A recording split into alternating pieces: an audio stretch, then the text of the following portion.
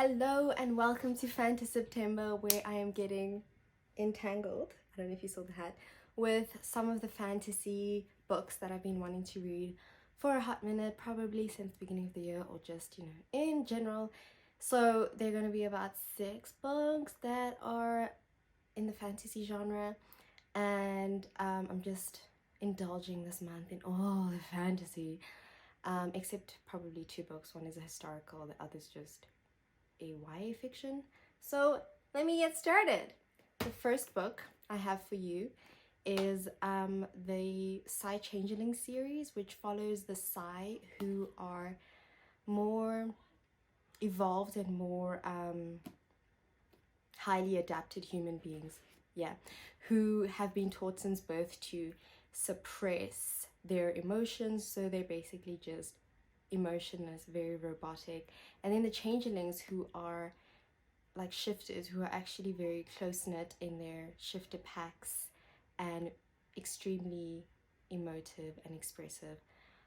So in this first book, Slave to Sensation by Nalini Singh, we follow Sasha Hunter, who is a Cardinal Psy, and she is Cardinal Psy are like very high ranking Psy, very like they're even more gifted than regular Psy, and she is been struggling with the fact that she actually is able to feel emotion, and she feels like she's going to be under threat if one day she exposes the fact that she can feel all this emotion. And then on a work project, when they're building buildings, she meets Lucas Hunter, who is the alpha of the leopard wolf pack. It's some pack. I mean, I read this book like the beginning of the month, but I forgot what pack he was in. But so he's the alpha of that, and then they get together and we see their journey together as she is trying to not expose herself for being a Psy that can actually feel things. This is so like super addicting. It takes you in from about the first page, and now I'm stuck because I don't have the rest of the books. Sad, but we move. The second series by Nalini Singh is the Guild Hunter series, with the first one being Angel's Blood. And in this book we follow a vampire hunter, but this time she is hired by a lethal archangel to hunt down another archangel who went rogue. So I've heard just the best things about Nalini Singh's books. As I said, I read Slave to Sensation and it was chef's kiss. The way she talks about like the cardinal minds and everything. So I'm expecting really awesome great things from this one. The third fantasy series I have for you is more paranormal romance, but this is the, let me take a moment to think about it. This is the Immortals After Dark series, and this Pleasure of a Dark Prince is book 8. And I started reading them last year, and I just took a break because I wanted to get the physical copies. I read like book 0.5 actually, was like the prequel novella, and then from book 1 to 7 to about the beginning of this year, and then I just stopped. So I just got these physical copies and I'm really excited. The series is a bit formulaic, but it actually works. It follows characters from the lore, so Valkyrie, vampires, the Lyki, which are like shifters, wolf shifters, and their world, and it follows couples like who normally wouldn't be together. So again, formulaic. It's more like a hate to love, enemies to lovers relationships, and every book kind of builds on the previous one, where the events of the previous book are building up to like this big lore war.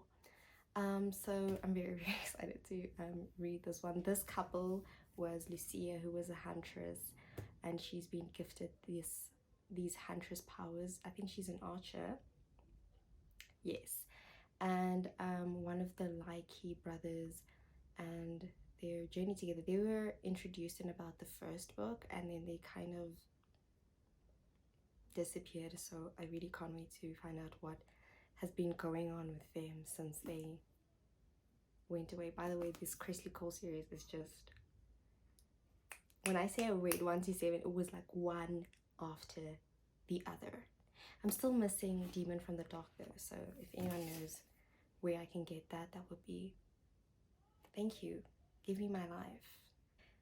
The next fantasy book is A Curse So Dark and Lonely by Brigid, Kemmerer, and this book is about Prince Ren, who has been cursed to relive the autumn of his 18th birthday.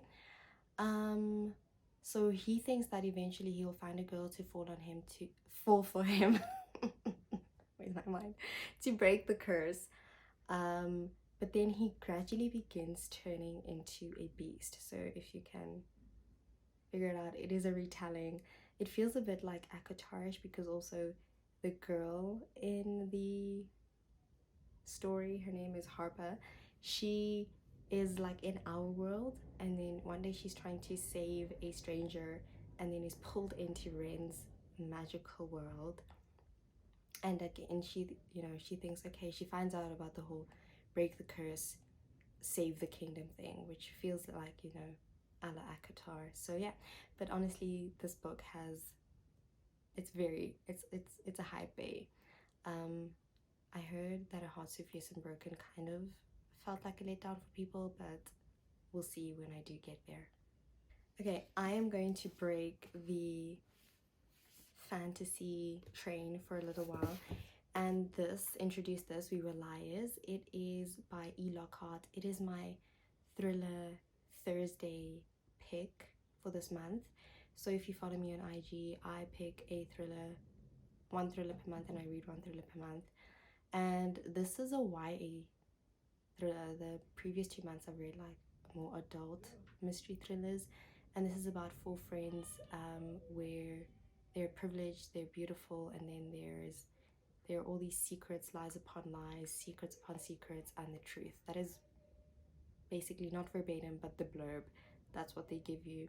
And it won the Goodreads YA Fiction Award in about 2014, and a lot of people have said that it was their favorite book then. So I'm very excited to finally take it off my TBR. And again, getting off the fantasy train, just breaking away from it a little bit, is this historical romance that I've wanted to read, Bringing Down the Duke. It's by Evie Dunmore. This book, I just read it, I just finished it a few days ago, and it was everything that I needed to do. I won't go into it because I want to actually film a review for it, but it is about Annabelle Archer, who is one of the first women to be allowed to go to Oxford and study.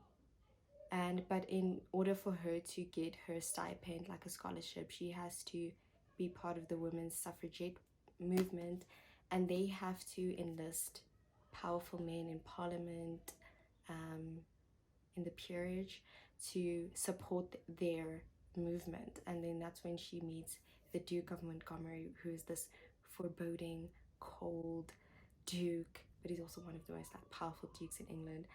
And I love that. Okay, I just love a distant man, a nobleman who is very kind of like aloof and off-putting and rude, but man, when you know what's under there. Again, I'll talk about it much later, but this was definitely a 5-star read. It lived up to everything that I thought it would be. Perfection. All right. We are at the end of the video, and would it be a fantasy video, and would it be me, Didi, if I did not talk about Sarah J. Maas? That is when you have to check my pulse, because it ain't right. Okay, so I don't think that I'll really like all of these, because as much as it's a TBR, it's also probably like temptation reads and like my mood. I'm throwing the option there because these are tomes. Let me work my arms. But I okay, this is Tower of Dawn, obviously, and it's the 6th book. I won't actually tell you like what the book is about, or else it's gonna be like a spoiler for those of you who haven't picked up the Throne of Glass series. But Tower of Dawn is actually not following Selena / Aelin. It is following Chaol, and I genuinely don't know if I'm gonna read it ever or before I read Kingdom of Ash, because I just want to read Kingdom of Ash. If you know what happened in Empire of Storms, which again I will not spoil it for you, you know how devastating the end of Empire of Storms was. I get that TOD, Tower of Dawn, has been sold as this redemption story for Chaol, but I can't even motivate myself to pick it up and to read it. I went on like the wiki for this book, and I was thinking if I just read the summary then it'll be fine, because I'm kind of worried that the characters in this book and what they discover in this book is going to be kind of imperative to understand Kingdom of Ash. But I also don't care. Like, I feel like I'll just figure it out as I go, because at the end of Empire Storms I opened this book and I was like, I just paged through to see when and if Aelin is okay, because I needed to know what happened to my fire heart. Right, so this is House of Earth and Blood, again by Sarah J. Maas, part of Crescent City. It's a new series, and it follows Bryce, who is a hard worker and a party girl, but then she stops partying when a lot of her friends start turning up dead, you know, murdered. And even though eventually the murderer is, or the accused is behind bars, these murderers continue.